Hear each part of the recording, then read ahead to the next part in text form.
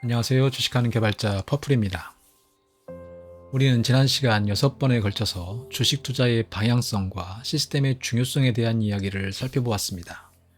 그리고 투자 철학과 방향성이 일치하는 투자 전략의 개발을 통해서 실제로 모멘텀 트레이딩 시스템을 구축하는 과정을 개괄적으로 살펴보았죠. 이제 이러한 과정에서 필요한 개념들과 트레이딩 시스템을 구성하는 구성 요소의 핵심적인 내용들을 살펴보는 시간을 갖도록 할 것입니다. 오늘은 그 첫 번째로 트레이딩 시스템의 설계에서 매우 중요한 개념 중 하나인 초기 리스크, 즉 기본 리스크에 대해서 좀 더 구체적으로 알아보도록 하죠.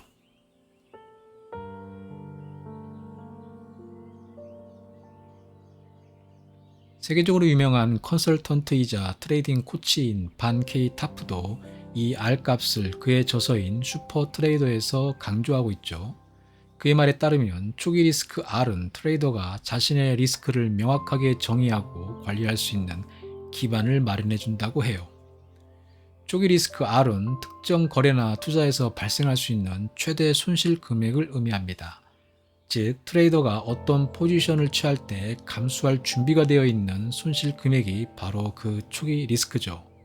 간단히 말해 초기 리스크 R은 투자자나 트레이더가 한 거래에서 잃을 수 있는 돈의 양을 미리 정하는 것이에요.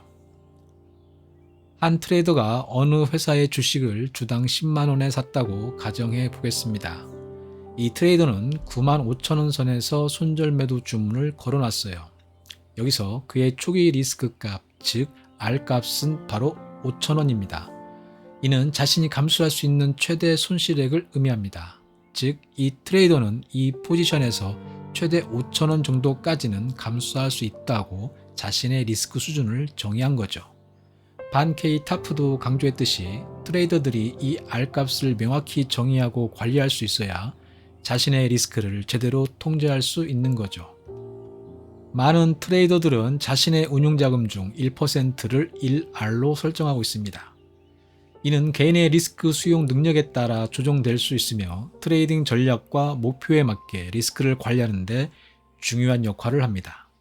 R값의 개념을 이해하고 적절히 활용한다면 트레이딩에서의 리스크 관리가 훨씬 수월해질 것입니다. 리스크를 통제하고 잠재적인 손실을 최소화하는 것은 성공적인 트레이딩에 있어서 매우 중요한 일입니다. 사례를 통해 살펴보겠습니다. 트레이더 A와 B가 각각 주식시장에서 투자를 한다고 가정해 봅시다. A는 초기 리스크 R을 철저하게 계산하여 투자하고 B는 그렇지 않습니다. 트레이더 A가 주당 10만 원의 주식을 매수하고 9만 5천 원의 스톱로스를 설정합니다. 이 경우 A의 R값은 5천 원입니다. A는 이 R값을 기반으로 투자 금액을 결정하므로 손실을 최소화하며 투자할 수 있습니다. 트레이더 B는 스톱로스 없이 주식을 매수합니다. 시장이 불리하게 움직일 경우 B는 예상치 못한 큰 손실을 입을 수 있습니다.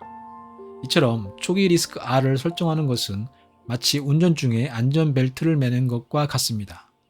안전벨트를 매지 않는 상태로 운전하면 사고가 발생했을 때 큰 부상을 입을 확률이 높습니다. 반면 안전벨트를 매고 운전하면 사고 시 위험을 크게 줄일 수 있는 거죠. 간단히 말하자면 R은 우리가 하나의 거래에서 감수할 수 있는 최대 손실액을 의미해요.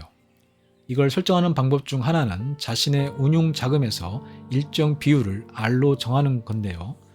대체로 운용 자금의 1에서 2% 정도가 권장되는 수준이에요. 이렇게 하면 우리가 얼마를 잃을 준비가 되어 있는지 명확하게 설정할 수 있죠.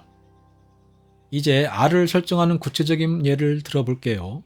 만약 여러분이 주식을 매수할 때 주가가 10,000원이라고 해볼게요. 여기서 여러분이 손실을 감수할 수 있는 수준을 9,800원으로 정한다면 스톱로스 주문을 그 가격에 걸어두는 거죠. 그럼 여기서 R은 얼마가 될까요? 바로 200원이 되는 거예요. 즉, 이 거래에서 여러분이 감수할 수 있는 최대 손실액이 200원이 되는 것이죠. 이제 기본 리스크 R을 활용한 포지션 사이징의 예를 살펴보도록 하겠습니다. 이해를 돕기 위해 가상의 투자자인 김철수 씨의 사례를 살펴보겠습니다.